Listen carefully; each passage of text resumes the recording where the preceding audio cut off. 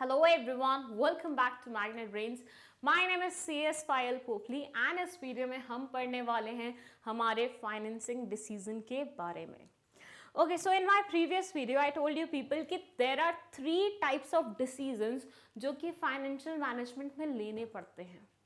कौन कौन से होते हैं? Investment decision, financing decision and third is what the dividend decision. हमने ऑलरेडी इन्वेस्टमेंट डिसीजन पढ़ लिया है हमारे प्रीवियस वीडियो में. अगर आपने नहीं देखा है तो उसका लिंक कमेंट सेक्शन में आपको मिल जाएगा, और डिविडेंड का आपको नेक्स्ट वीडियो रहेगी तो उसका लिंक भी आपको कमेंट सेक्शन में मिल जाएगा. फिलहाल हम जो समझने वाले हैं वो है हमारा सेकेंड वाला डिसीजन विच इज़ फाइनेंसिंग वाला. अब इसमें क्या होता है देखिए. सो ये एक इंसान है जिसने सोचा कि चलिए एक कंपनी स्टार्ट की जाए. अब साथ ही साथ इसके दिमाग में ये भी आया कि भैया पैसा कहाँ से आएगा. इसने बोला 10 साल तो मैंने जॉब की है ना, चलिए उसकी जो सेविंग्स है ना उसी को यूज़ करते हैं. तो मतलब इसने अपनी सेविंग्स लगाई. सेविंग्स मतलब क्या, जो ओवर द टाइम इसने जोड़ा हुआ था. जैसे हम बच्चे करते हैं ना, हम बच्चे नहीं आप बच्चे करते हैं कि गुल्लक में, पिगी बैंक में, इन सब में सेव करके रखते हैं ना, और हम बड़े एफडीज में, आरडीज में सेव करके रखते हैं. बस वही पैसा इसने क्या किया, इस्तेमाल कर लिया कंपनी फॉर्म करने के लिए. इसको लगा भैया सबसे मुश्किल होता है कंपनी फॉर्मेशन, तो उसके लिए तो मैंने सेविंग्स इस्तेमाल कर ही ली है. बट जब कंपनी खुलने में लग गया अच्छा सारा पैसा, तो इसकी पूरी सेविंग्स खत्म हो गई. तो अब बची कितनी सेविंग्स? 0. अब भाई कंपनी खोली है तो कुछ काम भी करेगा, ऐसे थोड़ी ना खोल के बैठ जाएगा लोगों को सुनाने के लिए कि मेरे पास तो एक कंपनी है. करती क्या है वो भी तो बताना पड़ेगा. तो इसको स्टार्ट करने थे ऑपरेशंस. इसको स्टार्ट करने थे कंपनी में व्हाट? ऑपरेशंस. चलिए ऑपरेशन स्टार्ट करने थे. वेरी नाइस, कीजिए. But again the question arises, पैसा कहाँ से आएगा? अब तो सेविंग्स भी नहीं बची है.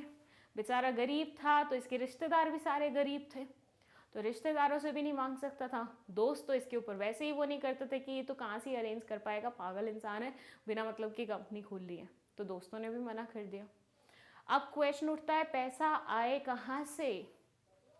तो पैसा आने के बहुत सारे जरिए होते हैं. जैसे कि कंपनी के पास परमिशन होती है कि वो अपने कैपिटल को पार्ट्स में डिवाइड कर लेती है, जिसको हम शेयर्स बोलते हैं, जो कि हमने 11th क्लास में भी बहुत अच्छे तरीके से पढ़ा था. अगर आपने नहीं पढ़ा था तो वीडियो अभी के अभी देख के आइए उसकी. सो शेयर्स इशू कर सकते हैं. ये नहीं करना तो डिबेंचर्स इशू कर लो. ये नहीं करना तो बैंक से लोन ले लो. बोर्ड भी बोल रहा है कि अब और नहीं लिख पाऊंगा, बहुत हो गया. सो शेयर्स इशू कर लो, वरना डिबेंचर इशू कर लो, वरना लोन इशू कर लो, मतलब लोन ले लो बैंक से. ये सारे ऑप्शन इसके पास अवेलेबल थे. इसने बोला शेयर्स इशू करना, डिबेंचर इशू करना, इतना तो दिमाग अपना चलता नहीं है, तो अपन तो जाते हैं बैंक के पास. अब बैंक के पास ये गया. बैंक ने बोला कि लाए क्या हो? तो इसने बोला लाया क्या हूँ, मतलब मैं तो लेने आया हूँ ना भाई, मैं तो तुमसे लोन लेने आया हूँ, मैं क्या लेके आऊँगा? तो इसने बोला सर मैं तो कुछ नहीं लाया. तो बैंक वालों ने बोला बेटा आप हमारे रिश्तेदार लगते हैं, क्या आपके चाचा विधायक हैं कि हमें आपको लोन देने के लिए इतनी वो हो जाए? तो उसने बोला नहीं ऐसा भी कुछ नहीं है भाई, हमारे तो कोई दूर दूर तक रिश्तेदार, कोई विधायक नहीं है, बट मुझे तो लोन चाहिए. तो बैंक वालों ने इन्हें समझाया कि बेटा जब बैंक से आप लोन लेने आते हैं ना, तो बैंक आपकी प्रॉपर्टी को अपने पास कोलैटरल रखता है. अब ये किस चिड़िया का नाम है? तो बेटा समझिए, जब भी हम किसी बैंक के पास या फाइनेंशियल इंस्टीट्यूशन के पास पैसे लेने जाते हैं, लोन लेने जाते हैं, तो हमें उस बैंक को गारंटी के तौर पे कोई ना कोई प्रॉपर्टी देनी पड़ती है कि व्हाट इफ कल आप उनके पैसे वापस नहीं कर पाए तो वो उस प्रॉपर्टी को बेच के अपना गुजारा चला लेंगे. अब इस बात से आप समझ ही गए होंगे कि जितना लोन का अमाउंट है उससे ज़्यादा ही प्रॉपर्टी का अमाउंट होना चाहिए. मेरी 10,000 की प्रॉपर्टी थी, मैं 1 लाख का लोन लेने चली गई. वो बोलेंगे बेटा थोड़ी और प्रॉपर्टी अरेंज करके आइए. सो ये दिक्कत जाती है कि बैंक में जब आपको लोन लेने जाना पड़ता है तो आपको साथ में कोलैटरल प्रॉपर्टी लेके जानी पड़ती है. अगर कोलैटरल नहीं तो आपको एक गारंटर लेके जाना पड़ेगा। जैसे कि हमारे चाचा विधायक हैं तो मैं अपने चाचा को साथ ले जाऊंगी, चाचा गारंटी देंगे बैंक में कि अगर लड़की लोन नहीं दे पाई ना तो मैं कर दूंगा इसके बिहाफ पे। तो ऐसे उन्होंने क्या कर दिया, गारंटी ले ली। तो बैंक बोलता है या तो कोलैटरल सबमिट करो या फिर गारंटर लेके आओ साथ में, बिना मतलब कि तो वो लोन देगा नहीं। तो आपको फाइनेंसिंग डिसीजन में क्या लेना देना है इन सब चीज़ों से? आपको फाइनेंसिंग डिसीजन में पहले तो ये सारे ऑप्शंस देखने हैं कौन कौन से अवेलेबल हैं, फिर सबके प्रोज एंड कॉन्स चेक करने हैं कि बैंक से अगर लोन लूंगा कोलैटरल देना पड़ेगा, गारंटर देना पड़ेगा, शेयर्स इशू करूंगा तो हो सकता है फ्यूचर में डिविडेंड देना पड़े, शेयर इशू करने का भी खर्चा हो जाएगा, बहुत ज़्यादा चिकचिक भी रहेगी, डिवेंचर इशू करूंगा हर महीने इंटरेस्ट पे करना पड़ेगा। तो ओवरऑल बहुत ही ज़्यादा इसके ऊपर क्या था, दबाव था। तो सारी चीज़ें इसने एनालाइज की, प्रोज एंड कॉन्स चेक किए, finally he made that decision कि मुझे इस पर्टिकुलर सोर्स से फाइनेंस लेना है। यहाँ पे कंप्लीट किया उसने अपना फाइनेंसिंग डिसीजन। क्या हुआ यहाँ पे मैं बताती हूँ आपको। एक इंसान था, एक कंपनी है, उनको ये देखना है कि वो अपना कैपिटल कहाँ से अरेंज करे। तो उन्होंने देखा बहुत सारे ऑप्शंस अवेलेबल हैं, हर एक ऑप्शन का प्रो एंड कॉन चेक किया, जो लगा कि हाँ इस सोर्स से लेना बेस्ट होगा उस सोर्स से फाइनेंस लेने के लिए अप्रूवल दे दिया। तो ये होता है पूरा आपका फाइनेंसिंग डिसीजन। बट क्या सिर्फ इतना सा नहीं, अगर आपको लगता है कि सिर्फ एक सोर्स से काम नहीं चलेगा तो 2-3 सोर्सेज का कॉम्बिनेशन लेना is also what a part of financing decision. कि मतलब मुझे लग रहा है कि थोड़ा बहुत इशू कर देते हैं हम इक्विटी, थोड़ा बहुत हम बैंक से लोन ले लेते हैं, तो ये दोनों भी ऐड करना, ये भी क्या है, आपने फाइनल डिसीजन लिया है ना कि भैया कौन से सोर्स से आप लेने वाले हैं, तो ये भी क्या हो गया आपका फाइनेंसिंग डिसीजन ही हो गया।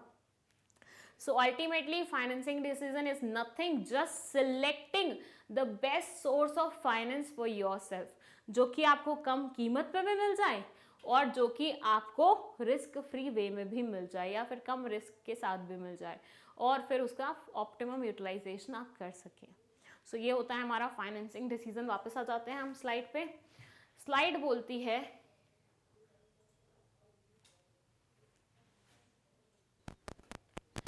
तो ये क्या लिखा हुआ है, ये लिखा हुआ है the second important decision which finance manager has to take, जो दूसरे नंबर वाला डिसीजन होता है जो कि सबसे इंपॉर्टेंट है आफ्टर इन्वेस्टमेंट। मतलब ऐसा नहीं है इसमें कि इन्वेस्टमेंट सबसे इंपॉर्टेंट होगा, ये कम इंपॉर्टेंट है, तीनों ही डिसीजन बहुत ज़्यादा इंपॉर्टेंट है। सेकेंड नंबर पे आता है ये, इसमें बोलते हैं फाइनेंस मैनेजर जो सेकेंड नंबर वाला डिसीजन लेता है वो है सोर्स ऑफ फाइनेंस से रिलेटेड, जो कि अगेन किससे रिलेट करता है, इस पर्टिकुलर कॉन्सेप्ट से। It says a company can raise finance from various sources, एक कंपनी बहुत अलग अलग सोर्सेज से फाइनेंस इशू कर सकती है, फाइनेंस कलेक्ट कर सकती है, एक्चुअली नॉट इशू कर सकते हैं, सॉरी, कलेक्ट कर सकती है। जिसमें फर्स्ट है इशू ऑफ शेयर्स, मतलब शेयर्स बांट दीजिए, इक्विटी शेयर होल्डर्स ले आइए, वो क्या करेंगे, वो कंपनी में आएंगे तो वो पैसे देंगे आपको और उससे आप अपने ज़रूरतें पूरी कर सकते हैं, डे टू डे ऑपरेशंस, या फिर अपने असेट्स खरीद सकते हैं, कुछ भी कर सकते हैं। या आप डिबेंचर्स इशू कर लीजिए, या आप लोन ले लीजिए, या फिर आप एडवांसेस ले लीजिए। ये डिपॉजिट्स होते हैं जो कि आप कलेक्ट करते हैं अगेन पब्लिक से, और ये भी लोन के टाइप ही कंसिडर किए जाते हैं। Deciding how much to raise from which source is concern of financing decision. ये बोलते हैं कि कोई भी कंपनी ना ऐसा नहीं चाहती कि सिर्फ इक्विटी से वाले से ले ले पैसे, या सिर्फ डिबेंचर वालों से ले ले पैसे। हर कंपनी चाहती है कि हम कॉम्बिनेशन यूज करें, हम क्या करें, कॉम्बिनेशन इस्तेमाल करें। 50% अगर हमने इक्विटी शेयर होल्डर से ले लिया है तो 50% अपन ले लें किससे, बॉन्ड्स वालों से, डिबेंचर वालों से, बोरोड फंड्स के रूप में। अभी ऑनर्स फंड, बोरोड फंड क्या होते हैं वो हम आगे पढ़ने ही वाले हैं। सो हर कंपनी चाहती है कि हम कॉम्बिनेशन इस्तेमाल करें, 30-70 का कर लें, 40-60 का कर लें, तो मतलब किसी भी रूप में एक कॉम्बिनेशन इस्तेमाल करना। तो ये कॉम्बिनेशन अगेन क्या है, फाइनेंसिंग डिसीजन है। मतलब ये भी फाइनेंसिंग डिसीजन का ही पार्ट है कि किससे कितना रेज करना है, किससे कितना रेज करना है। सो अल्टीमेटली अगर मैं आपको लास्ट में बिल्कुल लेमन्स लैंग्वेज में समझाऊं तो फाइनेंसिंग डिसीजन में कुछ नहीं है, बस यहाँ पे कंपनी डिसाइड करती है कि हमें कहाँ से पैसा लेना है अपने आप को चलाने के लिए, जो कि बहुत सारे सोर्सेज अवेलेबल हैं। हम सबके प्रोज एंड कॉन्स चेक करते हैं, फिर डिसाइड करते हैं कि पैसा कहाँ से लिया जाए। कभी कभार हम क्या करते हैं, एक से ज़्यादा सोर्स सेलेक्ट कर लेते हैं और उससे उसका कॉम्बिनेशन इस्तेमाल करते हैं, जैसे कि मैंने अभी आपको एक्सप्लेन किया। तो this is what we call financing decision. चलिए, बेसिक तो हमने समझ लिया कि फाइनेंसिंग डिसीजन होता क्या है, और कुछ बेसिक हमने पहले भी इसके बारे में पढ़ लिया था। क्यों ना अब हम बात करें, अब हम देखते हैं दो कैटेगरीज के बारे में। देखिए ये क्या बोलते हैं, mainly sources of finance can be divided into two categories. ध्यान दीजिएगा थोड़ा यहाँ पे, ये दो सोर्सेज के बारे में बात नहीं कर रहे, दो कैटेगरीज के बारे में बात कर रहे हैं, जिसके अंदर सोर्सेज आएंगे। तो वो होता है ना, एक हेडिंग होती है, फिर सब हेडिंग्स होती हैं। तो this is basically the headings, और इनके अंदर बहुत सारी सब हेडिंग्स आएंगी, ठीक है। तो यहाँ ये लिखा हुआ है कि फाइनेंशियल डिसीजन जो है या फाइनेंसिंग के जो कैटेगरीज होती हैं वो दो पार्ट्स में डिवाइडेड है। वन इज ऑनर्स फंड और second one is borrowed fund. Owners fund क्या होता है, मतलब ऑनर द्वारा दिया गया, ठीक है, या फिर जो भी ये फंड देता है वो ऑनर कहलाया जाता है। वेयरएज बोरोड फंड मतलब हमेशा उधार वाला फंड। बट क्या एक्सप्लेनेशन इतना ही सिंपल है? तो आंसर है नहीं। तो इसको समझ लेते हैं हम एक एक करके। सबसे पहले हम बात करते हैं ऑनर्स फंड की, ये क्या होते हैं। देखिए एक एग्जाम्पल ले लेते हैं इसमें भी अपन। ये एक इंसान है, ठीक है, इसने स्टार्ट की है अपनी खुद की एक कंपनी। ये एक इंसान है, इसने स्टार्ट की है खुद की अपनी एक कंपनी। अब कंपनी में ऐसा हुआ कि इसने अलग अलग लोगों को बोला, मतलब इसके दोस्त थे, इसके सगे संबंधी थे, बहुत सारे लोग थे, सबको इसने बोला कि आप लोग ना मेरे इसमें पैसा लगाइए।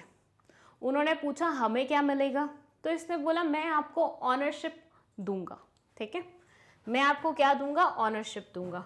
तो इन सब ने पैसे दिए और आपने बदले में इन्हें क्या दी, ऑनरशिप दी। कॉन्सेप्ट कुछ सुना सुना लग रहा है ना, ऐसा कुछ हम पढ़ चुके हैं। क्या पढ़ा था हमने पढ़ा था इक्विटी शेयर होल्डर्स के बारे में। पढ़ा था कि नहीं पढ़ा था? कौन होते हैं इक्विटी शेयर होल्डर्स? जो कि कंपनी के शेयर्स खरीदते हैं, शेयर्स में इन्वेस्ट करते हैं और कंपनी के क्या बन जाते हैं, ऑनर बन जाते हैं। ऑनर हम इन्हें किस हक से बना रहे हैं, क्योंकि इन्होंने कंपनी को पैसा दिया हुआ है। पर क्वेश्चन उठता है कि क्या ये फ्री में पैसा दे देते हैं?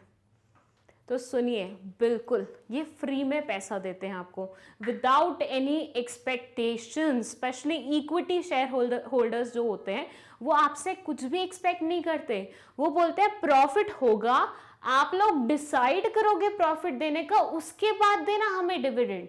हमें कोई मतलब नहीं है, अगर तुम अपना डिविडेंड सेव करके रखना चाहते हो फॉर फ्यूचर पर्पस ऑल्सो, वो भी आप कर सकते हो। तो ये बिल्कुल ऐसे लोग होते हैं जो बिना किसी फायदे के, बिना किसी लालच के आपकी कंपनी में इन्वेस्ट करते हैं। पर क्या ये साधु संत होते हैं कि भैया इतना ज़्यादा सेल्फ सैक्रिफाइसिंग नेचर के हैं? तो ऐसा बिल्कुल भी नहीं है। कहीं ना कहीं उनके दिमाग में भी होता है कि हमें डिविडेंड तो मिलेगा ही, प्रॉफिट हुआ कंपनी को अच्छा खासा, प्लस हम कंपनी के ऑनर बन पाएंगे, कंपनी के जो मेजर डिसीजंस होते हैं उसमें हमारा पार्टिसिपेशन होगा। कंपनी को कुछ मेजर करना है, कुछ अलग करना है, कुछ बड़ा करना है, तो हमसे पूछा जाएगा। ये होता है मेन रीजन इनका पैसे इन्वेस्ट करने का। तो ये जब पैसे देते हैं कंपनी को, तो कंपनी इन्हें शेयर होल्डर बना देती है, और शेयर होल्डर्स ही तो हमारे क्या कहलाए जाते हैं, ऑनर्स कहलाए जाते हैं। दोबारा से अगर मैं बताऊं तो कंपनी को जब पैसा दिया जाता है, किन लोगों द्वारा? ऐसे लोगों द्वारा जो कि कंपनी के शेयर्स परचेज करके शेयर होल्डर बनते हैं। तो इस फंड को जो ये लेके आ रहे हैं अपने साथ, इस फंड को बोला जाता है ऑनर्स फंड। अब अगर आप मुझसे इसके फायदे पूछेंगे कि ऑनर फंड लेने के फायदे क्या क्या होते हैं, तो देखिए, कोई फिक्स ऑब्लिगेशन नहीं है कंपनी के सर पे। ये कोई सरदर्दी नहीं है कि इनको कुछ देते ही रहना पड़ेगा अपन को टाइम टाइम पे। नहीं, आपको प्रॉफिट हुआ है तो आप पैसे दे दीजिए इन्हें डिविडेंड के नाम पे, आपको प्रॉफिट नहीं हुआ है तो मत दीजिए डिविडेंड, कोई दिक्कत नहीं है। सो कंपनी की कोई ऑब्लिगेशन एज सच नहीं बनती है, तो आपको पैसा भी मिल रहा है, एट द सेम टाइम आपको कुछ फिक्स ऑब्लिगेशन भी नहीं देनी पड़ी। बट कुछ नेगेटिव भी तो इसमें होगा, बिल्कुल है। इसमें नेगेटिव ये है कि ये ऑनरशिप का डाइल्यूशन कराता है। पहले ऑनर सिर्फ एक इंसान था जिसने कंपनी स्टार्ट की थी, अब उसने जैसे जैसे जिस लोग से जिस इंसान से शेयर्स बेच के पैसे लिए हैं, वो सारे इंसान आज की डेट में क्या है, कंपनी के ऑनर हैं। तो कंपनी की ओवरऑल मैनेजमेंट पे, कंपनी की और ओवरऑल डिसीजन मेकिंग पे थोड़ा सा आपका रोल कम हो गया और बाकी सबका बढ़ गया है, क्योंकि उन्होंने कंपनी में पैसे लगाए हैं। कोई भी इंसान अगर अपने पैसे आपको देगा बिना इंटरेस्ट के, बिना किसी फिक्स्ड ऑब्लिगेशन के, तो वो थोड़ा बहुत तो चाहेगा ना कि आप उसके अकॉर्डिंग चलिए। आपने किसी कंपनी के 60% शेयर्स खरीद लिए, वैसे तो खरीदना थोड़ा मुश्किल होता है, बहुत सारी ऑब्लिगेशंस होती हैं, बट 60% शेयर्स खरीद लिए। आप ऐसे मानिए उस कंपनी के 60% मालिक आप हैं, तो क्या आप अपने उस कंपनी पे अपना हक नहीं जमाएंगे? बिल्कुल जमाएंगे। अब आपको लगेगा यार मैं 60% तक मालिक हूँ, बाकी सब 40% वाले हैं, तो अब मेरी चलाओ, मेरी सुनो। तो बस वही चीज आ जाती है यहाँ पे कि शेयर होल्डर्स जो होते हैं, जो ऑनर्स फंड कलेक्ट वो करते हैं, देते हैं कंपनी को, वो एक्सपेक्ट करते हैं कि भैया हमारी ऑनरशिप है तो हमारी सुनी जाएगी, हमसे पूछा जाएगा, डिसीजन मेकिंग में हमारा पार्टिसिपेशन होगा, हमसे बहुत अलग अलग चीज़ों पे कंसल्टेंसी ली जाएगी, and at the same time company profit कमाती है तो डिविडेंड दे देगी। अब व्हाट इज दिस प्रॉफिट कमाना एंड डिविडेंड देना? जब कंपनी को फायदा होता है, जब कंपनी अच्छा खासा मार्जिन कमा लेती है, तो वो कहलाया जाता है प्रॉफिट। अब सिंपल सी एक बात समझिएगा, एक होता है रेवेन्यू जो ओवरऑल कंपनी ने कलेक्ट किया है। पहले रेवेन्यू आता है, उसमें से सारे एक्सपेंडिचर्स माइनस होते हैं, उसमें से टैक्सेस माइनस होते हैं, फिर निकल के आता है प्रॉफिट। तो ये बचा खुचा हिस्सा है जो कि मतलब सारे एक्सपेंडिचर्स क्लियर करने के बाद बचा, ये आपकी प्रॉपर्टी है। आप इसको क्या करते हैं, छोटे छोटे पार्ट्स में डिवाइड करते हैं, छोटे छोटे पार्ट्स में डिवाइड करते हैं, जिससे आप नाम देते हैं डिविडेंड का, जिसे आप नाम देते हैं किसका, डिविडेंड का। तो प्रॉफिट पूरी एक फिगर है, उसका जब हम पार्ट्स में डिवाइड करते हैं तो वो बन जाता है डिविडेंड, और जिसके जितने शेयर्स होते हैं उस इंसान को उतना ही डिविडेंड दे दिया जाता है। जिसके जितने शेयर्स होते हैं उस इंसान को उतना ही डिविडेंड दे दिया जाता है। मान लीजिए पर शेयर मैंने 2 रुपए डिविडेंड दिया है, पर शेयर 2 रुपए डिविडेंड दिया है। अब इस इंसान ने 4 शेयर्स खरीदे हुए थे, तो इसको डिविडेंड क्या मिला, 4 into 2 दैट इज 8 रुपीज। इसने 12 शेयर्स खरीदे हुए थे, तो इसको कितना मिला, 12 into 2 is equal to 24 rupees. इसने 10 खरीदे हुए थे, तो 10 into 2 is equal to 20 rupees. तो जिसने जितने शेयर्स खरीदे होंगे उतना डिविडेंड उनको मिल जाएगा, और dividend is nothing just the profit का हिस्सा। But at the same time मैंने आपको एक और चीज बताई थी कि कभी कभी कंपनी क्या करती है, इस प्रॉफिट को आगे के लिए सेव भी करती है। आपकी जितनी भी इनकम होती होगी, क्या आप उसको पूरा खर्च कर देते हैं? आपको घर से जितनी पॉकेट मनी मिलती है, क्या आप उसे पूरा स्पेंड कर देते हैं कि इसका चॉकलेट खरीद लो, इसका वो खरीद लो, इसका ये खरीद लो? नहीं ना, थोड़ा बहुत सेव करके रखते हैं कि कहीं कोई ज़रूरत पड़ जाए। तो बस वही है, कंपनी भी ऐसी ऐसी आदत उसके अंदर होती है कि उसे जितना एक्सपेंडिचर करना है उतना करती है, बट उसमें से कुछ बचाना भी जानती है। तो पूरा का पूरा प्रॉफिट कंपनी डिस्ट्रीब्यूट नहीं करती है, वो उसमें से कुछ हिस्सा सेव करती है। कल कंपनी को अपने आप को बड़ा बनाना है, एक्सपैंड करना है, डाइवर्सिफाई करना है, नए प्रोडक्ट्स ऐड करने हैं, या फिर एक यूनिट को खरीदना है, या फिर कई नई ब्रांच बनानी है, तो हर एक चीज में पैसा लगता है यार। और पैसा लगेगा तो इमीडिएटली पैसा निकालना बिजनेस में से इजी नहीं होता। तो ये जो सेविंग्स होती है ना कंपनी की, जिसको हम रिजर्व्स का नाम देते हैं, वो रिजर्व्स में से पैसा निकलता है और फिर वहां वो यूटिलाइज होता है। ठीक है, तो डिविडेंड हर इंसान को, हर शेयर होल्डर को मिलता है जिसने भी पैसे लगाए हुए हैं, अगर कंपनी डिक्लेयर करती है तो। बट एक ऑब्लिगेशन होती है कि once declared it is mandatory to pay. मतलब एक बार कंपनी ने बोल दिया कि हम डिविडेंड देंगे, उसके बाद अगर कंपनी नहीं देती ना डिविडेंड तो फिर उसके अगेंस्ट पेनल्टी होती है। लेकिन जब तक वो नहीं डिक्लेयर करे कि हम डिविडेंड दे रहे हैं कि नहीं दे रहे हैं, कंपनी के ऊपर ऐसी कोई ऑब्लिगेशन नहीं होती कि कंपनी को डिविडेंड देना है। बट हाँ, जो कंपनीज डिविडेंड देती है ना, उनकी गुडविल बहुत इंक्रीज हो जाती है। आप सोचो, मेरे पास 4 ऑप्शन है, मुझे कंपनी में इन्वेस्ट करना है, मैं सोच रही हूँ इन चारों में से किस में इन्वेस्ट करूँ। तो मैंने देखा कि एक कंपनी इनमें से ऐसी है जो हर 3 साल बाद डिविडेंड देती है, एक है जिसने अभी तक नहीं दिया, एक है जिसने पिछले 10 साल पहले दिया था, और एक है जो अभी अभी शुरू हुई है। मैं किस में इन्वेस्ट करना पसंद करूँगी? वो वाली कंपनी जो हर 3 साल बाद डिविडेंड देती है, क्योंकि वहाँ पे मुझे मेरे शेयर की प्राइसेस तो राइज हो रही होंगी या नहीं भी हो रही होंगी, जो भी सिनारियो होगा, एट द सेम टाइम मुझे डिविडेंड भी मिल रहा होगा, तो मैं क्यों नहीं खुश होंगी। ऐसा मानिए, वो बोलते हैं ना हमेशा कि मूल से ज़्यादा तो समथिंग वो होता है इंसान को पसंद, मतलब इंग्लिश में उसका मतलब बताऊं तो लोग बोलते हैं प्रिंसिपल से ज़्यादा तो लोगों को इंटरेस्ट पसंद होता है। ये यूजुअली फैमिली अफेयर में इस्तेमाल किया जाता है कि दादी माँ को अपने लड़के से ज़्यादा उसके बच्चे से प्यार होता है, तो प्रिंसिपल से ज़्यादा आपको इंटरेस्ट से प्यार होता है। तो सेम चीज़ यहाँ पे है कि शेयर प्राइस से तो आपको प्यार है ही है, लेकिन उसके ऊपर अगर आपको कमाई हो रही है डिविडेंड के नाम पे, तो उससे भी तो आपको वो होगा ही, प्यार होगा ही। तो ऑनर्स फंड कौन से फंड होते हैं? वो फंड होते हैं जिनको लेके कंपनी ऑनर्स क्रिएट करती है। जैसे इक्विटी शेयर होल्डर से आपने क्या लिया? पैसा लिया, और उनको क्या बना दिया? कंपनी का ऑनर बना दिया। तो ऑनर्स फंड का बेस्ट एग्जाम्पल है equity share holder. Owner fund का बेस्ट एग्जाम्पल क्या है? Equity share holders. जिनको नहीं समझ में आया दोबारा से बता देती हूँ आप लोगों के लिए। 2 तरह के फंड्स होते हैं, one is called owners fund, another one is called borrowed fund. Owners fund ये फंड्स होते हैं जिसमें लोग आपको जब पैसा देते हैं तो कोई फिक्स्ड ऑब्लिगेशन नहीं लेते हैं अपने ऊपर, मतलब कंपनी के ऊपर ऐसी कोई फिक्स्ड ऑब्लिगेशन नहीं डालते हैं, बट कहीं ना कहीं वो कंपनी की ऑनरशिप ले लेते हैं। और इक्विटी शेयर होल्डर्स इसका बेस्ट एग्जाम्पल है। इक्विटी शेयर होल्डर्स क्या करते हैं? शेयर्स खरीदते हैं कंपनी के। Shares is nothing just the part of capital. बहुत बार बता चुकी हूँ, नहीं पता है 11th क्लास की वीडियोस में देख लो, बिल्कुल डिटेल में एक्सप्लेन किया हुआ है, ठीक है। तो पार्ट ऑफ कैपिटल जो होता है, पार्ट ऑफ कैपिटल जो होता है उसको हम क्या बोलते हैं? उसको हम बोलते हैं शेयर, ठीक है।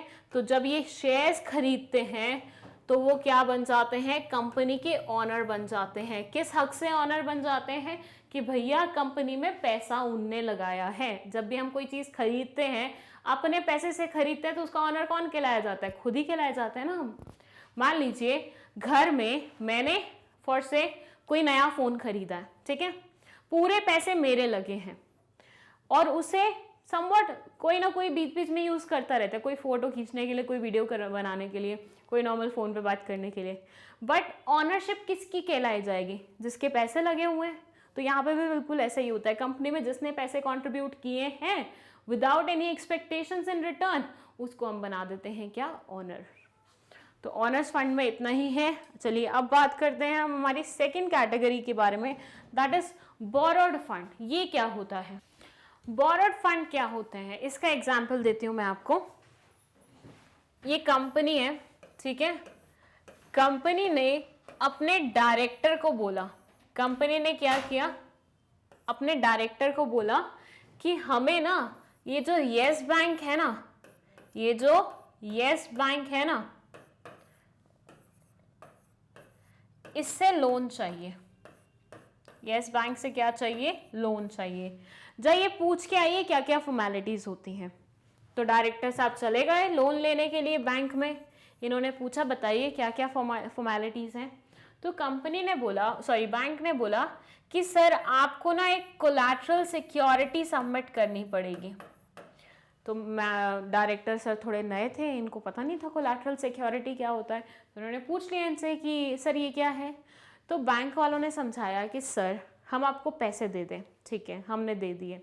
व्हाट इफ कल आप हमारे पैसे लेके गायब हो गए, या व्हाट इफ आप कल हमें पैसे रिपे नहीं कर पाए, हमारा तो नुकसान हो जाएगा। बहुत सारे बैंक्स का ऐसे नुकसान हो जाता था, बहुत सारे लोगों का ऐसे नुकसान हो जाता था कि लोग लोन लेके भाग जाते थे, लोग लोन लेके रिपे नहीं कर पाते थे। तो ऐसे सिनेरियो में बैंक ने एक रूल बनाया कि सर अब जब भी कोई इंसान हमसे लोन लेने आता है, हम उसे पहले बोलते हैं कि आप कोई कोलैटरल सिक्योरिटी हमारे पास सबमिट कीजिए, मतलब आप कोई प्रॉपर्टी हमारे पास रखवाइए, सो दैट कल अगर आप हमें रिपे नहीं कर पाए तो वो प्रॉपर्टी बेच के हम अपना काम चला सके। तो ये होता है कोलैटरल सिक्योरिटी। तो इन्होंने डायरेक्टर से पूछा कि सर क्या आपके पास कोई कोलैटरल सिक्योरिटी है? तो सर ने बोला हाँ, वही हमारी बिल्डिंग जिसमें हमारा ऑफिस चलता है वो है। तो इन्होंने बोला ठीक है, आप वही बिल्डिंग के कागज हमारे पास ला दीजिए। बैंक कोलैटरल सिक्योरिटी किस वे में रखता है? अब प्रॉपर्टी तो उठा के बैंक अपने लॉकर में लॉक करके नहीं रखेगा ना, सिंपल सी बात है। वो क्या करता है, प्रॉपर्टी के जो कागज होते हैं ना, जो ऑनरशिप वाले पेपर होते हैं, जो ओरिजिनल पेपर होते हैं, वो अपने पास रखता है। अब आप बोलेंगे फोटोकॉपी रखवा सकते हैं कि मैम? तो बेटा थोड़ा सा ध्यान लगाओ, ओरिजिनल मेरे पास है, फोटोकॉपी बैंक के पास है, मैं तो कल क्लेम कर सकती हूँ ना कि मैंने तो कभी लोन लिया ही नहीं, मेरे तो वो पेपर्स ही नहीं है। मैं ये प्रॉपर्टी किसी और को बेच दूँ, मैं कुछ और कर दूँ, मैं इस प्रॉपर्टी के ऊपर कोई और लोन ले लूँ, तो बहुत सारी चीज़ें हो सकती हैं, बहुत सारी धोखाधड़ी हो सकती है। इसलिए ओरिजिनल पेपर ही बैंक अपने पास रखता है, ताकि ना आप उसे बेच पाए ना ही कुछ और कर पाए उस प्रॉपर्टी के साथ। तो आपने अपनी कंपनी की प्रॉपर्टी क्या कर दी, कोलैटरल के रूप में रख दी, और रिटर्न में बैंक वालों ने आपको क्या कर दिया, फंड दे दिया। क्या यहां पे जो पैसे आपके पास आए, जिस इंसान से आए या जिस बैंक से आए, उसको आपने ऑनरशिप दी है? नहीं, उसको आपने अपनी कोलैटरल प्रॉपर्टी दी है। तो ये ऑनर्स फंड तो कहलाएगा नहीं, बट ये फंड कहीं ना कहीं कल आपको वापस भी करना है। आप अपने पास तो नहीं रख सकते ना, ये थोड़ी ना बैंक से लोन ले लिया और आप अपने पास ही रख के बैठे हुए हो, वापस ही नहीं कर रहे। बैंक इस वजह से आपको लोन नहीं देता कि आप लोन ले लो और उसके बाद अपने घर में बैठे रहो। बैंक बोलता है एक टाइम पीरियड के लिए मुझसे लोन लो, फॉर से 5 साल के लिए तुमने लोन लिया है, तो 5 साल बाद आके मुझे चुका दो वो पैसे, तो वो अपने पैसे तो वापस मांगेगा। ऑनर्स फंड में इक्विटी शेयर होल्डर्स कभी आपसे पैसे रिटर्न नहीं मांगते हैं, उनको चाहिए होता है वो अपने शेयर्स किसी और को बेच देते हैं, कंपनी के कैपिटल पे कोई इन्फ्लुएंस नहीं होता। यहां पे ये बोलते हैं कि ये वो फंड्स हैं, ये वो पैसे हैं जो आपको लौटाने पड़ते हैं, मतलब बिना लौटाए हुए काम नहीं चलता है। What I am telling you कि कंपनी जब यस बैंक से लोन लेगी, फॉर से मैं बोलती हूं 8 साल के लिए इन्होंने लोन लिया है, तो 8 साल बाद कंपनी को वो पैसा बैंक को लौटाना पड़ेगा। तो ये कंपनी के सर पे क्या है, एक उधार है। उधार को इंग्लिश में क्या बोलते हैं, बोरो करना। तो बस यही तो हो गया बोरोड फंड। ऑनर्स फंड मतलब वो फंड जो कि वापस करने की कोई ऐसी दिक्कत नहीं होती है और ना ही कोई फिक्स्ड ऑब्लिगेशन होती है। यहां पे आपको पैसे तो वापस करने ही है, साथ में जब बैंक वाले आपको लोन दे रहे हैं तो क्या इंटरेस्ट नहीं चार्ज करेंगे उस पे? कोई भी एक ऐसा बैंक बता दीजिए जो बिना इंटरेस्ट के आपको लोन दे दे। भाई बैंक की कमाई का ही साधन वही होता है। आप सोचिए बैंक कहां से पैसे कमाता है। फर्स्ट से मैं ड्रॉ करके बता देती हूं आपको। ये बैंक है, ठीक है, बैंक कमाएगा कहां से? ये इंसान है, इसने बैंक में पैसे डिपॉजिट किए, सेविंग अकाउंट या फिर एफडी या आरडी के फॉर्म में। इसको क्या मिलता है उस पे? इसको मिलता है इंटरेस्ट। बैंक इंटरेस्ट पे करती है ना। फॉर से मैंने एक एफडी खुलवाई है 1 लाख रुपए की, तो बैंक उस पे मुझे इंटरेस्ट देगी। अब इस पैसे का बैंक क्या करती है, इस पैसे को बैंक लोन के रूप में लोगों को दे देती है। इस पैसे को लोन के रूप में लोगों को दे देती है। लोगों से क्या चार्ज करती है? इंटरेस्ट चार्ज करती है। अब मोटा मोटा देखा जाए तो आप ये समझेंगे कि ये डिपॉजिट्स लेती है, लोन देती है, इंटरेस्ट लेती है, इधर इंटरेस्ट पास ऑन कर देती है। तो बैंक मतलब बीच में इंटरमीडिएटरी बन रही है क्या? बन रही है, लेकिन ये इंटरमीडिएटरी प्रॉफिट के लिए काम कर रही है। अब आपका बोलना होगा मैम प्रॉफिट कहां से आ रहा है? जो इंटरेस्ट हम इनसे ले रहे हैं वो तो हम इनको पे कर रहे हैं, पैसा कहां से आ रहा है, प्रॉफिट कहां से अराइज हो रहा है? तो बेटा बैंक इतना समझदार है कि वो लोन वालों से अगर 10% पे इंटरेस्ट लेता है तो इनको सिर्फ 6% पे ही इंटरेस्ट देता है। बाकी का जो 4% होता है वो बैंक की कमाई होती है। बैंक का सिस्टम बिल्कुल ऐसे चलता है, समझिए। एक डिपॉजिटर है, उसने अपने पैसे बैंक में रखे, बैंक ने उस पैसे को लोन दे दिया, किसको? थर्ड पर्सन को, जिसको पैसे की रिक्वायरमेंट थी। इस इंसान से लोन के बदले बैंक क्या लेता है? एक तो लोन के पैसे ही लेगा, लेकिन वो बहुत सालों बाद लेगा, लेकिन बीच बीच में फिक्स्ड इंटरेस्ट रेट पे पैसे लेता रहेगा। इंटरेस्ट मतलब प्रिंसिपल के ऊपर जो भी कैलकुलेट करते हैं। अब बैंक में जिन लोगों ने डिपॉजिट किया था उनको भी बैंक को कुछ देना पड़ेगा, तो उनको इंटरेस्ट देता है। बट वो कभी भी ये इंटरेस्ट और वो इंटरेस्ट सेम नहीं रखता है। किसी भी बैंक का जाके चेक कर लो, किसी भी बैंक का। जब लोन पे इंटरेस्ट चार्ज करते हैं तो वो करते हैं 14%, 15%, 13%। बीच में तो रेट इतना हाई चला गया था, मतलब लोन लेना ही दुश्वार हो गया था, तो वो बहुत ज्यादा रहता है। लेकिन जो डिपॉजिटर्स को मिलता है वो तो मिलता है 4%, 5%, 6%। लॉकडाउन में तो बहुत ही रेट गिर गए थे, बीच में हुए थे इसके 7 पॉइंट समथिंग समथिंग रेट गए थे, लेकिन लॉकडाउन में बहुत बुरी हालत हुई है। अभी मैक्स टू मैक्स चल रहा है 5 पॉइंट समथिंग, 6 पॉइंट समथिंग, वो भी अच्छे बैंक्स का। बाकी सब बैंक्स तो 4%, 5% पे दे रहे हैं। तो ये इंटरेस्ट हमेशा ज्यादा होगा, ये इंटरेस्ट कम होगा, और इन्हीं का जो डिफरेंस होता है वो हमारा कहलाया जाता है क्या? प्रॉफिट। चलिए वापस आ जाते हैं।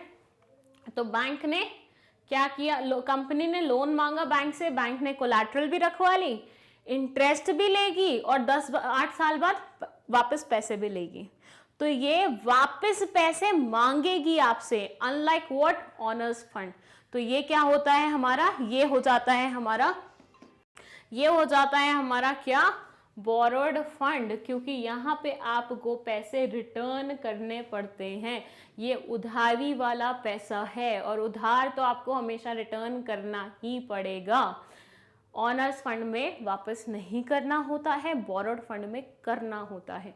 ऑनर्स फंड में कोई फिक्स लायबिलिटी नहीं होती, लाइक इंटरेस्ट और समथिंग, जबकि बोरोड फंड में होती है।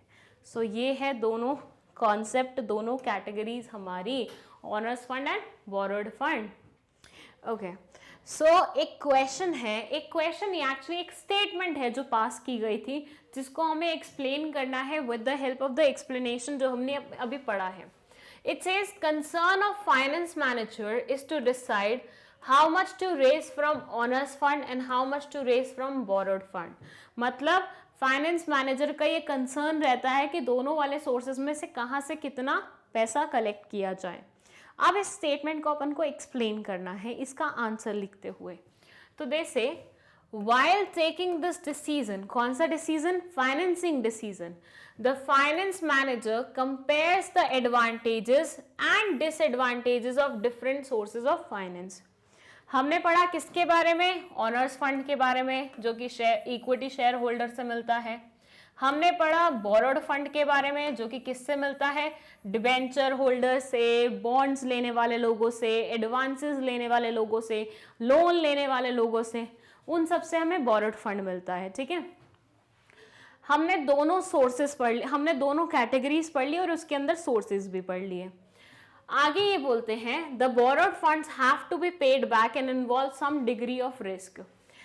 अब इन दोनों के एडवांटेजेस और डिसएडवांटेजेस को कंसिडर किया जाता है किसके द्वारा? फाइनेंस मैनेजर द्वारा। फाइनेंस मैनेजर क्या करता है? दोनों के एडवांटेजेस और दोनों के डिसएडवांटेजेस देखता है और फिर अपना फैसला लेता है। बट द क्वेश्चन अराइजेस कि एडवांटेजेस क्या है और डिसएडवांटेजेस क्या है। तो ये देखिए, बोरोड फंड मतलब किससे लिया हुआ? फॉर एग्जाम्पल बैंक से लिया हुआ। बैंक से हमने लोन लिया, हमने बैंक से लोन लिया तो हम उनको क्या पे कर रहे हैं? फिक्स्ड रेट पे इंटरेस्ट पे कर रहे हैं। कर रहे हैं कि नहीं कर रहे हैं? बिना इंटरेस्ट के कोई बैंक आपको लोन नहीं देगा। व्हाट इफ कल आपको प्रॉफिट नहीं हुआ? व्हाट इफ आप कल बिजनेस से पैसे नहीं निकाल पाए? इंटरेस्ट कहां से पे करेंगे? आप बैंक वालों को ये नहीं बोल सकते कि सर हमें तो प्रॉफिट नहीं हुआ इस बार, तो आपको हम पैसे नहीं दे पाएंगे। बैंक वाला बोलेगा प्रॉपर्टी तुम्हारा बेच दूंगा अगर तुम ऐसा करोगे तो। तो ये एक ऐसी फिक्स्ड ऑब्लिगेशन होती है जिसपे आपका कोई कंट्रोल नहीं है। आपको प्रॉफिट हो नहीं हो, आपको बैंक को पैसा देना ही पड़ता है। Whereas ऑनर्स फंड में ऐसा नहीं होता। ऑनर्स फंड में कोई फिक्स्ड ऑब्लिगेशन नहीं होती है। ये मैं बहुत बार रिपीट कर चुकी हूँ, लेकिन यहाँ पे लिख रही हूँ सो दैट आप अपने नोट्स में लिख लीजिए, because difference between honours fund and borrowed funds पूछा जाता है, तो आप इसे अच्छे से लिख के आए। इसके लिए मैं यहाँ पे इतने पॉइंट्स लिख रही हूँ, आप भी साथ साथ नोट करते रहिए। सो नो फिक्स्ड ऑब्लिगेशन, कोई फिक्स्ड ऑब्लिगेशन नहीं है। बताया था ना कि इक्विटी शेयर होल्डर्स बहुत अच्छे होते हैं, वो बोलते हैं पैसा है, प्रॉफिट आया है, सेव नहीं करना तो हमें दे दो, सेव करना है तो फ्यूचर के लिए सेव कर लो।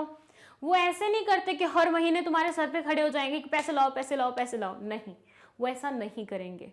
वेयरएज बोरोड फंड वाले ऐसा करते हैं। तुम 2 महीने का इंटरेस्ट नहीं पे करोगे, बैंक वाले तुम्हारे दरवाजे पे आके खड़े हो जाएंगे, सर बैंक का अमाउंट बनता है दे दीजिए, तो ऐसे बेइज्जती करने के लिए तैयार होते हैं वो अपने।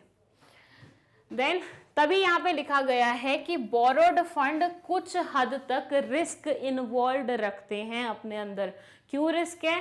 कि भैया प्रॉफिट नहीं हुआ, उसके बावजूद भी आपको इंटरेस्ट अमाउंट पे करना पड़ेगा। मैं अभी आपको ना थोड़ा सा ऑनर्स फंड और बोरोड फंड को एक कंपैरेटिव चार्ट में बना के भी दिखा दूंगी, सो दैट वो आपको थोड़ा सा बेनिफिट हो जाए। वेयर्स ऑनर्स फंड में ऐसा कोई फिक्स कमिटमेंट नहीं होता रिपेमेंट का, and there is no risk involve. But finance manager prefers a mix of both the types. थोड़ी देर पहले ये लाइन मैंने आपको बोली थी कि हर फाइनेंस मैनेजर चाहता है कि मैं कॉम्बिनेशन इस्तेमाल करूं, पूरा का पूरा ना इक्विटी से लूं, पूरा का पूरा ना ही डिबेंचर होल्डर्स लोन वाला जगह से लूं, बोरोड फंड्स में से लूं। तो हर कोई क्या चाहता है? कॉम्बिनेशन इस्तेमाल हो। Under financing decision, finance manager fix a ratio of owners fund and borrowed fund in the capital structure of the company. ये बोलते हैं कि फाइनेंसिंग डिसीजन में आता ही यही है कि हमें रेशो कितनी रखनी है, ऑनर्स फंड की और बोरोड फंड की।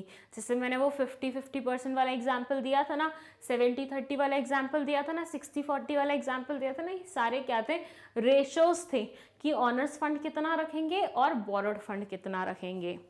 तो ये हो गया हमारा क्या? ये हो गया हमारा एक क्वेश्चन या एक स्टेटमेंट का एक्सप्लेनेशन।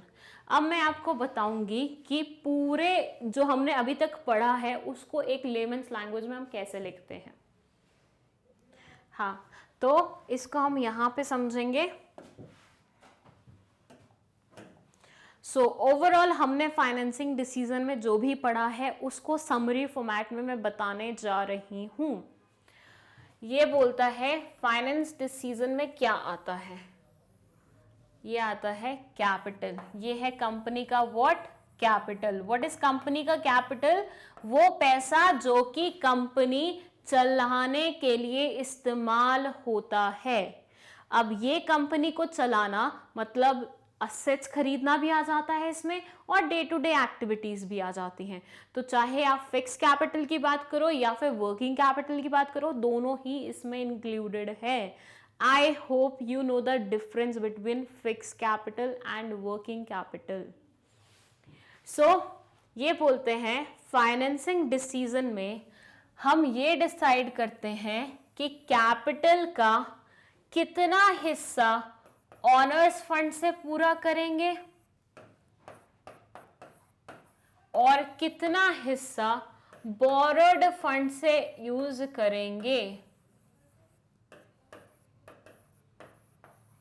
फाइनेंसिंग का कैपिटल का कितना हिस्सा ऑनर्स फंड से आएगा और कितना हिस्सा बोरोड फंड से आएगा। नाउ ऑनर्स फंड के फायदे क्या होते हैं, नुकसान क्या होते हैं, बोरोड फंड के फायदे क्या होते हैं, नुकसान क्या होते हैं, विद हम एग्जाम्पल्स भी लेंगे इसमें। जैसे कि ऑनर्स फंड में आ जाता है आपका इक्विटी, और बोरोड फंड में आ जाता है आपका लोन, डिबेंचर, देन आता है हमारा बॉन्ड्स या एडवांसेस, कुछ भी लिख सकते हो, ठीक है। ये सारे आपके बोरोड फंड्स हैं। अब मैं आपको फायदे नुकसान भी बता देती हूँ। फायदे किसके? ऑनर्स फंड के। क्या क्या फायदे हैं? First, no fixed obligation, no fixed obligation, कोई सरदर्दी नहीं है। पैसे ले लिए, प्रॉफिट होगा, लगेगा बांटना है तो बांट दीजिएगा, कोई जबरदस्ती नहीं है, तो कोई फिक्स्ड ऑब्लिगेशन नहीं है। लेकिन नेगेटिव में है कि यहाँ पे आपको डाइल्यूशन कराना पड़ता है ऑनरशिप का। ऑनरशिप का क्या होता है? डाइल्यूशन होता है, तो डाइल्यूशन ऑफ ऑनरशिप। चलिए वापस आते हैं, अब जाते हैं हम किसकी तरफ? पॉजिटिव ऑफ आपका बोरोड फंड। अब ऐसा नहीं है कि बोरोड फंड में नुकसान ही नुकसान है, फायदा भी है। क्या फायदा है? कि नो डाइल्यूशन ऑफ ऑनरशिप। वहां पे डाइल्यूशन हो रहा था ऑनरशिप का, यहाँ पे कोई डाइल्यूशन नहीं है, बिकॉज यहाँ पे बोरोड फंड जहां से भी आते हैं उनको हम ऑनर्स नहीं बनाते, उनको हम बार वाला ही कंसिडर करते हैं, क्रेडिटर ही कंसिडर करते हैं। इसके अलावा इसका फायदा क्या है? अच्छा, सॉरी, फायदा तो लिख लिया, नुकसान क्या है? नुकसान इज दिस कि यहाँ पे आपको फिक्स्ड ऑब्लिगेशन रहती है। क्या रहती है? अरे वद, फिक्स्ड ऑब्लिगेशन रहती है।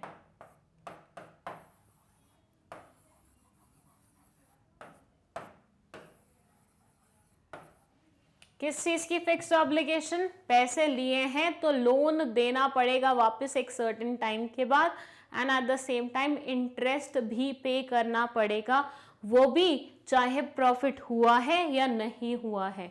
सो इट डजंट मैटर कि आपको प्रॉफिट हो रहा है या नहीं हो रहा है, यहाँ पे आपको इंटरेस्ट प्लस प्रिंसिपल अमाउंट जितना भी टाइम पीरियड लिया है लोन का, उसके बाद वापस करना ही पड़ेगा। इंटरेस्ट का तो ऐसा रहता है सिस्टम कि भैया देखिए, लोन लिया, 5 साल के लिए लोन लिया, तो 5 साल बाद वो रकम वापस करेंगे जो ली थी स्टार्टिंग में, लेकिन हर महीने थोड़ा इंटरेस्ट पे करते रहेंगे, ऐसा रहता है सिस्टम। ठीक है, तो owners fund, borrowed fund. Owners fund में आता है equity share holders, preference share holders भी समवट इसमें आ जाते हैं। बोरोड फंड्स में आता है लोन, डिबेंचर, बॉन्ड्स एक्सेट्रा। ये बाहरी लोगों से पैसा लिया जाता है तो इनको क्रेडिटर्स के नाम दिया जाता है, वेयर एज ऑनर्स फंड को हम ऑनर्स बुलाते हैं कंपनी के।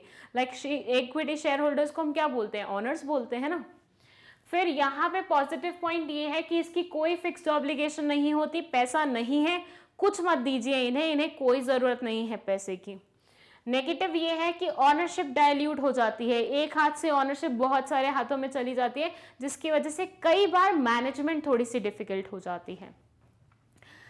अगर हम बात करें बोरोड फंड के पॉजिटिव पॉइंट्स की, तो ये बोलते हैं कि no dilution of ownership. No dilution of ownership मतलब ऑनरशिप डाइल्यूट नहीं होगी।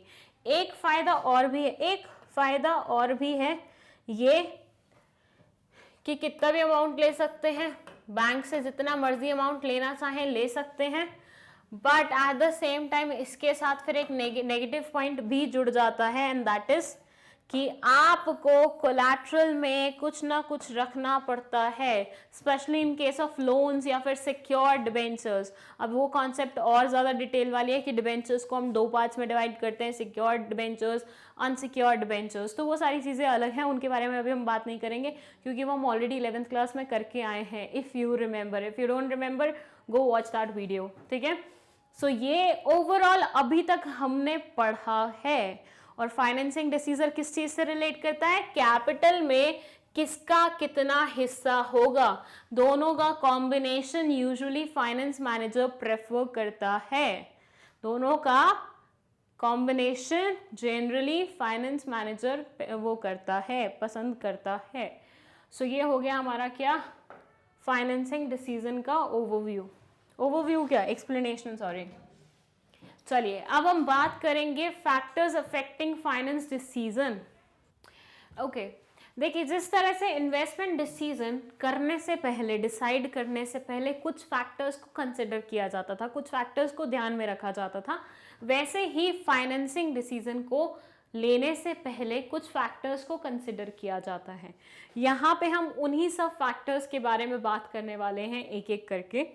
सबसे पहले है कॉस्ट, फिर है risk, then cash flow position, then control consideration, flotation cost, fixed operation cost and state of capital market. सबसे पहले ब्रीफ में मैं आपको ये सारे पॉइंट्स एक्सप्लेन करूंगी और उसके बाद डिटेल में with the help of an example हम समझेंगे पूरी इन कॉन्सेप्ट्स को, ठीक है। तो फर्स्ट ये बोलते हैं कॉस्ट। ये बोलते हैं कि हर जो जरिया होता है, हर जो फाइनेंस का सोर्स होता है, उसमें कुछ ना कुछ कॉस्ट तो इन्वॉल्व होती ही है। इशू करेंगे क्या, शेयर्स, तो उस टाइम पे भी आपको कुछ ना कुछ एक्सपेंडिचर्स करने पड़ेंगे, कुछ ना कुछ ऐसी आपकी ऑब्लिगेशन आएगी, तो वो हो जाती है उस पर्टिकुलर सोर्स की कॉस्ट। तो जब हर एक सोर्स को हम कंसिडर करते हैं तो सबसे पहले हम यही देखते हैं किसकी कितनी कॉस्ट आ रही है। जिसकी ज़्यादा आएगी उसको हम हटा देंगे, जिसकी कम आएगी उसको अपन कंसिडर कर लेंगे। फिर है रिस्क इन्वॉल्व। जैसे मैंने आपको बताया था, बोरोड फंड्स हम लेते हैं तो बोरोड फंड में एक फिक्स्ड ऑब्लिगेशन होती है कि इंटरेस्ट अमाउंट पे करना ही पड़ेगा, नो मैटर आपको प्रॉफिट हो रहा है या नहीं हो रहा है। तो that is basically the risk associated with that particular source of finance. मतलब उस पर्टिकुलर सोर्स ऑफ फाइनेंस से रिलेटेड जो रिस्क है वही तो है वो। देन है कैश फ्लो पोजिशन। आपकी कंपनी के कैश फ्लोज किस तरह से वर्क करते हैं। याद हो तो इन्वेस्टमेंट डिसीजन के टाइम पे भी हमने इस पॉइंट को कंसिडर किया था, इस फैक्टर को कंसिडर किया था। तो ये क्या बोलता है कि अगर मान लीजिए आपके यहाँ पे कैश इनफ्लोज आते रहते हैं, कैश आउटफ्लोज होते रहते हैं, कैश की अच्छी आना जाना रहता है, आवन जावन रहता है, तो उस सिनेरियो में you can easily manage with any of the source. लेकिन अगर आपके यहाँ पे कैश लिक्विडिटी इतनी नहीं रहती है, आपके यहाँ पे इनफ्लोज उतने ज़्यादा नहीं होते, आउटफ्लोज भी नहीं होते कैश के, तो ऐसे सिनेरियो में आपको अपना सोर्स सेलेक्ट करने से पहले थोड़ा सा ध्यान देना होगा। भैया कैश इनफ्लो नहीं होगा, इंटरेस्ट कहाँ से पे करोगे, इंटरेस्ट की ऑब्लिगेशन तो हर मंथ की ऑब्लिगेशन होती है ना, तो वो चीज़ है यहाँ पे। कंट्रोल कंसिडरेशन, जब बहुत सारे ऑनर्स हो जाएंगे, बहुत सारे ऑनर्स मतलब सब इक्विटी शेयर होल्डर्स आपने कर लिए और बहुत सारे ऑनर्स, कंट्रोल कैसे कर पाओगे। ज़्यादा लोगों को कंट्रोल करना थोड़ा सा मुश्किल होता है ना। एक क्लास में ऑन एन एवरेज हम 30 से 40 स्टूडेंट्स लेते हैं, क्यों नहीं हम 100, 200, 300 स्टूडेंट ले लेते हैं। क्यों? क्योंकि 300-400 स्टूडेंट्स को कंट्रोल करना इज़ वेरी डिफिकल्ट। सो इसलिए कंट्रोल कंसिडर करना पड़ता है, अपन को कंट्रोल को देखना पड़ता है कि क्या यार इतने सारे इक्विटी शेयर्स को हम कंट्रोल कर पाएंगे कि नहीं कर पाएंगे। फिर है फ्लोटेशन कॉस्ट, जो कि होता है बेसिकली किसी भी चीज़ को इशू करने की जो कॉस्ट आती है।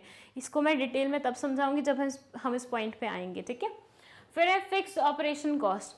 हर एक चीज़ का कुछ ना कुछ फिक्स्ड कॉस्ट होता ही है।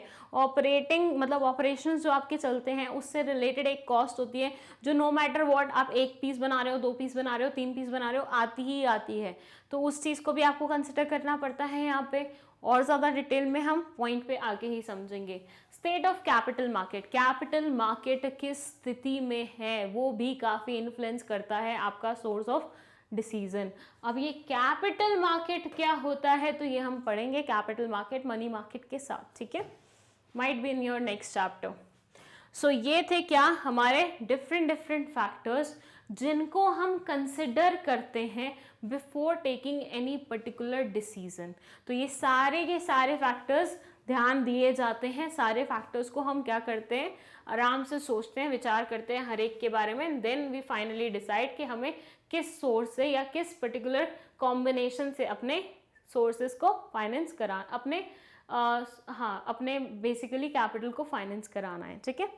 So first will discuss about the cost in detail. So cost में ये बोलते हैं the cost of raising finance from various sources is different and finance manager always prefer the source with the minimum cost. जो चीज़ मैंने अभी आपको बोली कि भैया कोई भी इंसान ज़्यादा पैसे क्यों स्पेंड करना चाहेगा, मुझे कोई चीज़ अगर 10 रुपए में मिल सकती है and I know same quality की चीज़ मुझे 12 रुपए में मिल रही है, तो मैं कौन सी वाली प्रेफर करूंगी? आई प्रेफर द 10 रुपए वाली चीज़ ना। ऑब्वियसली हर इंसान अपना पैसा बचाना चाहता है, सिंपल सा लॉजिक। तो ये बोलते हैं कि हर एक फाइनेंस सोर्स की कॉस्ट क्या होती है? डिफरेंट होती है। इक्विटी से पैसे निकालेंगे उसकी कॉस्ट अलग होगी, डिबेंचर से करेंगे उसकी कॉस्ट अलग होगी, लोन लेंगे उसकी कॉस्ट अलग होगी, बॉन्ड्स इशू करेंगे उसकी कॉस्ट अलग होगी। तो यहाँ पे फाइनेंस मैनेजर ये देखता है, फॉर से मैंने बोला इक्विटी की कॉस्ट आ रही है 5 रुपए, डिबेंचर्स की आ रही है 6 रुपए, बॉन्ड्स की आ रही है 8 रुपए और लोन की आ रही है 12 रुपए। तो सिंपल सा लॉजिक है कि फाइनेंस मैनेजर किस तरफ जाना चाहेगा?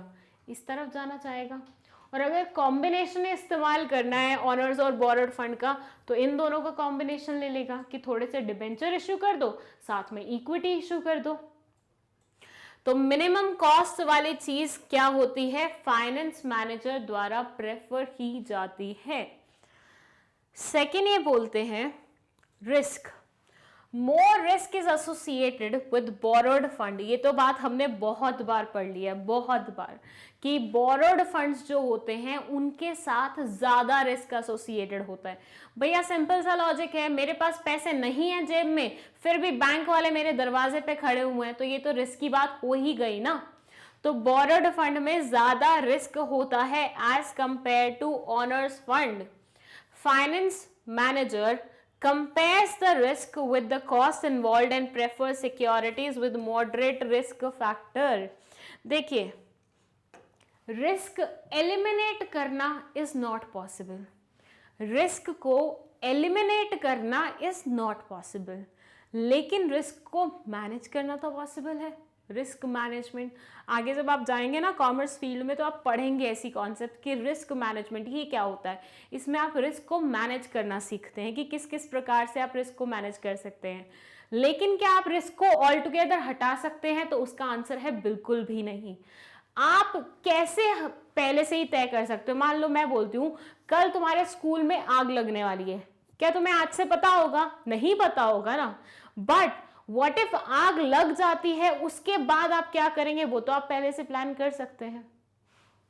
मैंने बोला मुझे नहीं पता कल बारिश आएगी कि नहीं आएगी, ठीक है, मुझे नहीं पता, लेकिन अपने पास छाता रख के मैं उस रिस्क से मैनेज तो कर सकती हूं।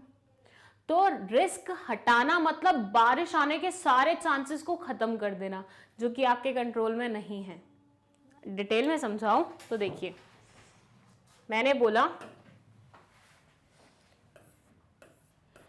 एक कॉम्पिटिटर मेरे दुकान के पास दुकान खोल सकता है या नहीं खोल सकता? तो आंसर है खोल सकता है, अगर वो खोलना चाहे तो। क्या मैं उसको मना कर सकती हूँ दुकान के पास दुकान खोलने से? ऑब्वियसली नहीं। उसका मेरी दुकान के पास दुकान खोलना will be risky to me, क्योंकि हो सकता है मेरे कुछ कस्टमर्स उसके पास चले जाएं। तो यहाँ पे रिस्क तो इन्वॉल्व है, रिस्क तो इन्वॉल्व है, पर क्या आप इस रिस्क को एलिमिनेट कर सकते हो कि ये चांस ही हटा दो कि मेरी दुकान के पास आसपास कोई भी दुकान ना खोले? मतलब मैंने गुंडे हायर कर लिए कि मेरी दुकान के पास कोई भी सोचे दुकान खोलने का तो वो मारपीट कर दे। ऐसा नहीं हो सकता प्रैक्टिकली स्पीकिंग।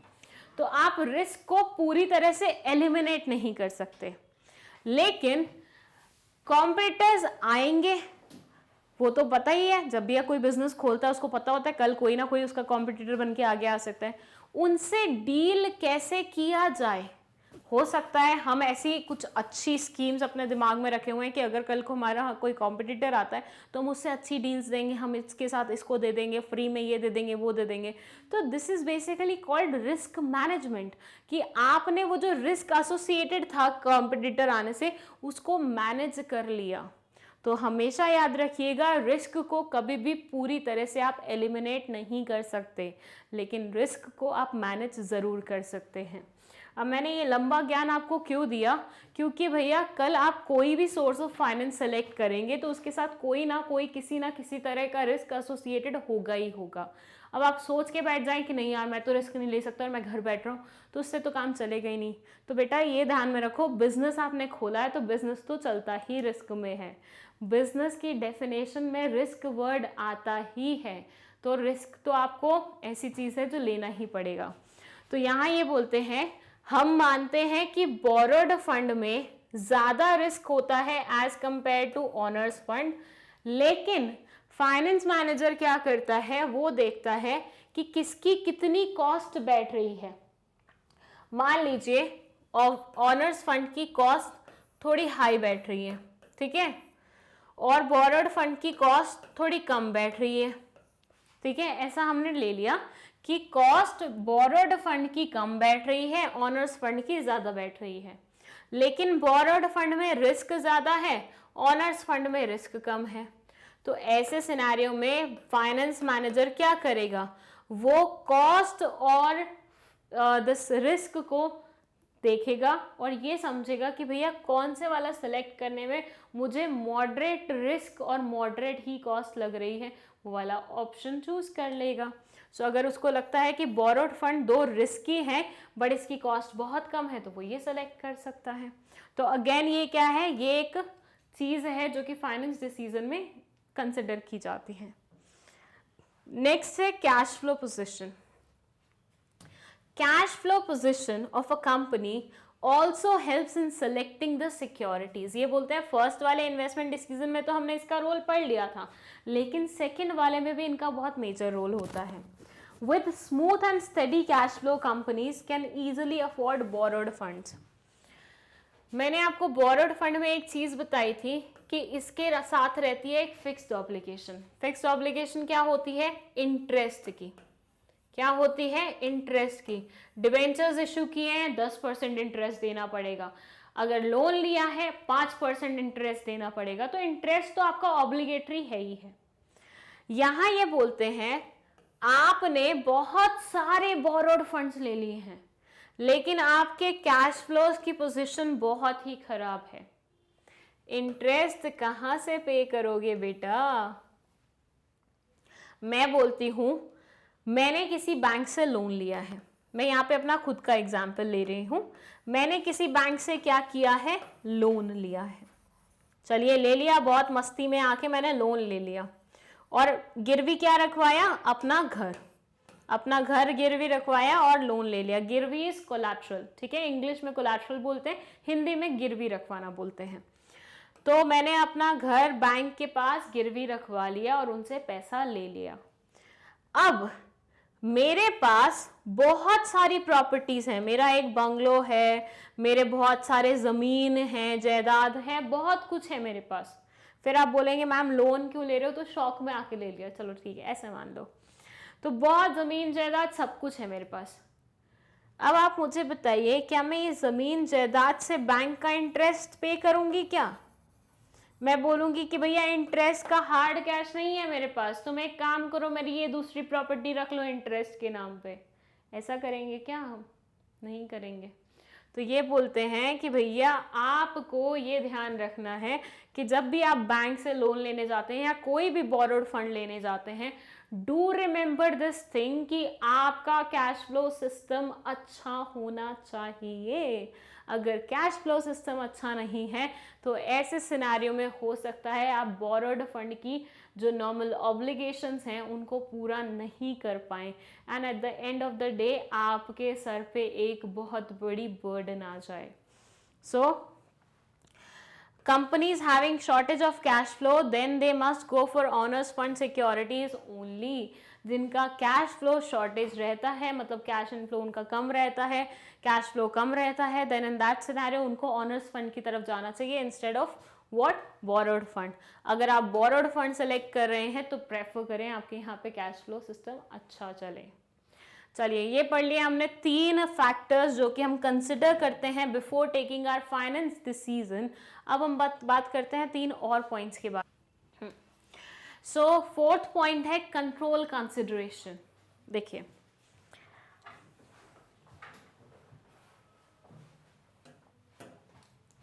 मान लीजिए मेरा घर है, ठीक है, ये मेरा घर है जो कि मैंने अपने पैसे से खरीदा था। ये मेरा घर है जो कि मैंने अपने पैसे से खरीदा है, ठीक है।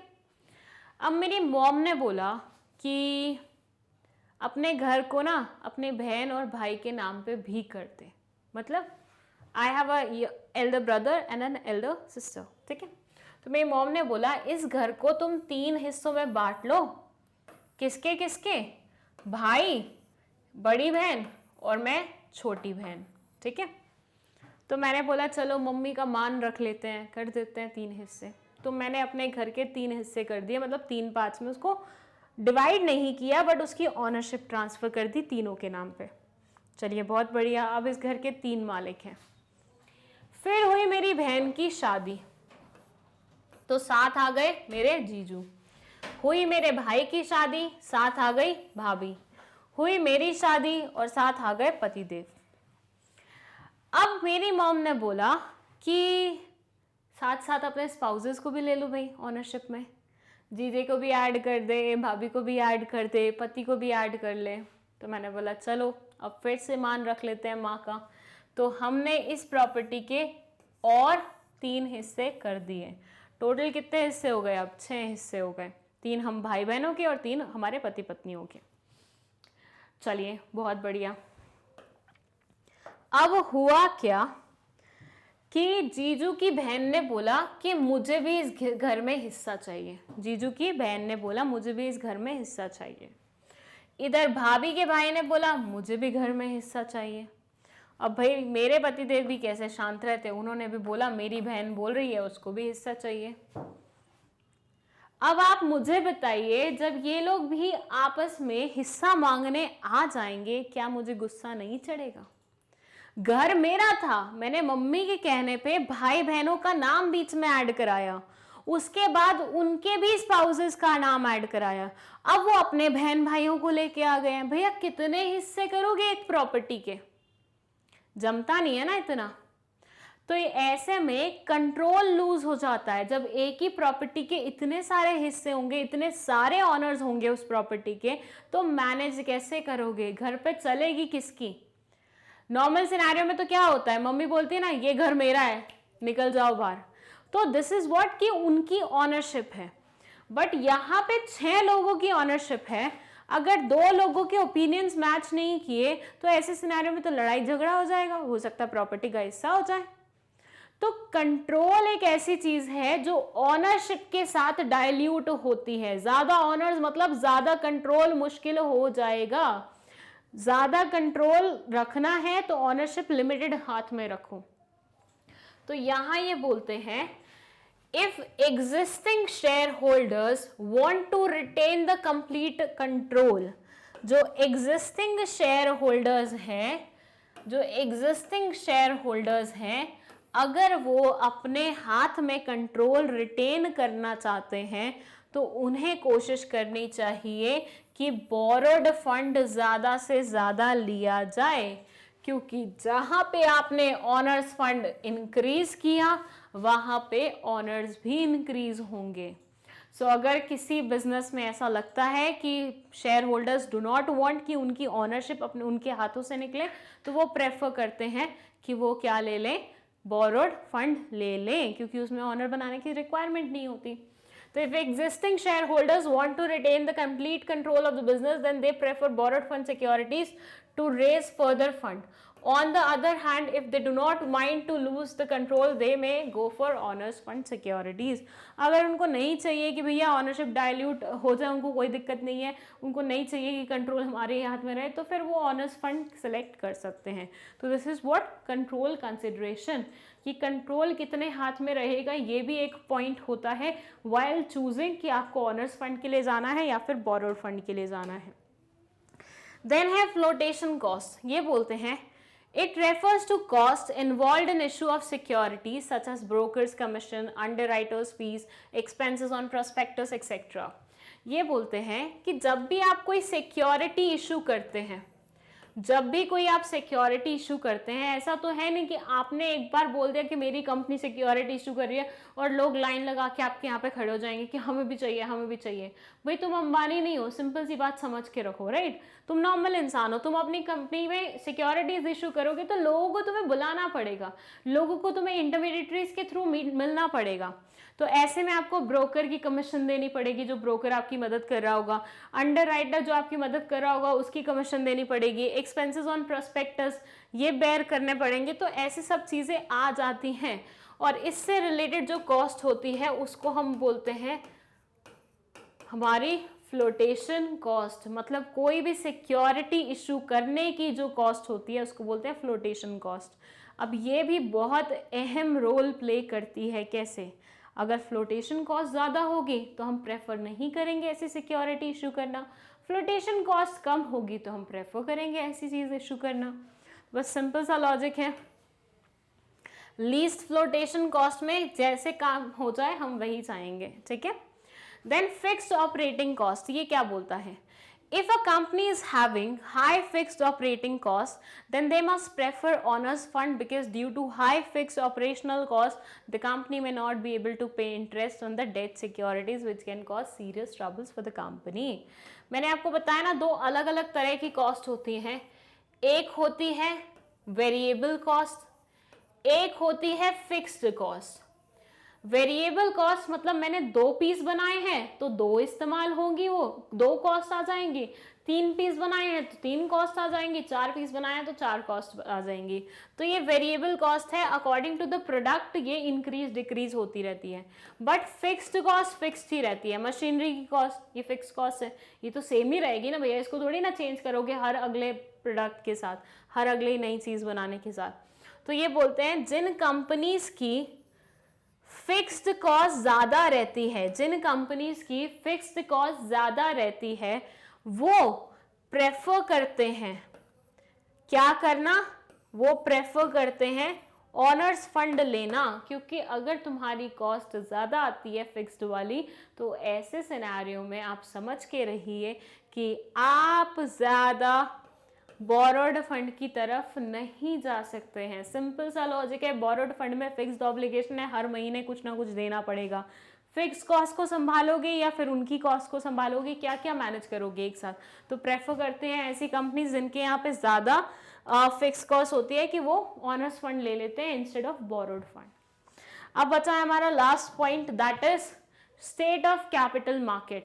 स्टेट ऑफ कैपिटल मार्केट मतलब कैपिटल मार्केट का क्या स्थिति है, वो भी काफ़ी हद तक ये डिसाइड करने में मदद करता है कि फिक्स कॉस्ट की तरफ जाना है या फिर बोरोड फंड्स की तरफ जाना है या फिर ऑनर्स फंड की तरफ जाना है।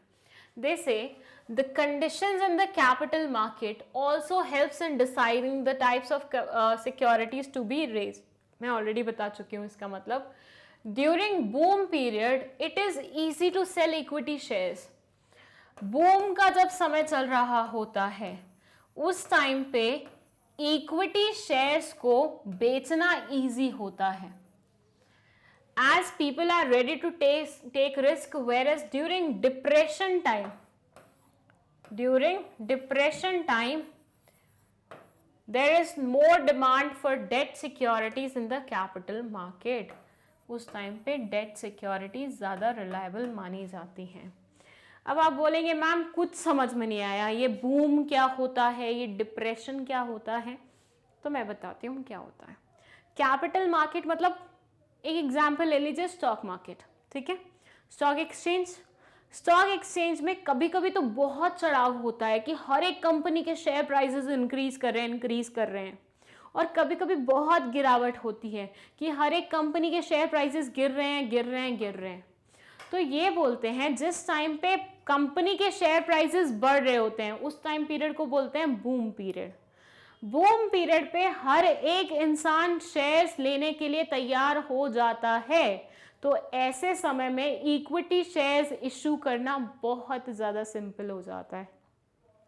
लेकिन जब हमारे स्टॉक एक्सचेंज में गिरावट आती है उसको हम बोलते हैं डिप्रेशन वाला पीरियड। डिप्रेशन वाले पीरियड में nobody wants to take the risk to take equity shares, क्योंकि उनके प्राइसेस वैसे ही गिर रहे होंगे, कोई पागल ही होगा जो जाके खरीदेगा। तो ऐसे सिनेरियो में हम प्रेफर करते हैं कि डेट वाले ले लें हम, क्योंकि यहाँ पे फिक्स्ड रेट पे हमें इंटरेस्ट तो मिलता रहेगा। तो इस टाइम पे डेट वाले इशू करना थोड़ा सा इजी होता है।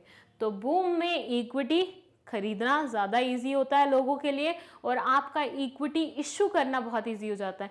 दोनों के पर्सपेक्टिव से देखिएगा, कस्टमर के पर्सपेक्टिव से भी और आपके पर्सपेक्टिव से भी। कस्टमर फटाफट खरीद लेगा क्योंकि बूम पीरियड है, और आपके लिए इशू करना इजी हो जाएगा। यहाँ पे कस्टमर नहीं खरीदेगा तो आपको डेट सिक्योरिटीज इशू करनी पड़ेंगी। सो ये होता है state of capital market. Boom है तो इक्विटी मतलब ओनर्स फंड, और अगर आपका चल रहा है डिप्रेशन वाला पीरियड तो आप प्रेफर करेंगे डेट फंड्स को। So that was the last point of financing decisions factors those affected. Okay, so यहाँ पे खत्म होता है हमारा फाइनेंसिंग डिसीजन। पूरा पढ़ लिया है हमने। इससे पहले हमने पढ़ा था इन्वेस्टमेंट डिसीजन। अगर आपने वीडियो नहीं देखी है तो प्लीज़ देख लीजिए, उसका लिंक डिस्क्रिप्शन बॉक्स नहीं सॉरी कमेंट सेक्शन में लिखा होगा। अगर आपको इस चैप्टर के नोट्स चाहिए तो उसका लिंक मिल जाएगा आपको डिस्क्रिप्शन बॉक्स में। एंड अगर आपको नेक्स्ट वीडियो का लिंक चाहिए तो वो भी आपको कमेंट सेक्शन में मिल जाएगा। आपको कोई भी डाउट होता है तो आप कमेंट सेक्शन में हम लोगों से पूछ सकते हैं। जैसे ही हम उस डाउट को देखेंगे we will reply you there only. इसके अलावा अगर आपको 11th-12th के किसी भी क्लास के किसी भी टॉपिक में, किसी भी सब्जेक्ट तो बिजनेस स्टडीज़ नहीं, चलो इकोनॉमिक्स या अकाउंट्स, किसी में भी कोई भी डाउट है तो आप उसके लिए अलग से प्लेलिस्ट बनी हुई है मैग्नेट ब्रेन्स पे, वो चेक कर सकते हैं एंड अपने डाउट्स क्लियर कर सकते हैं। Thank you so much.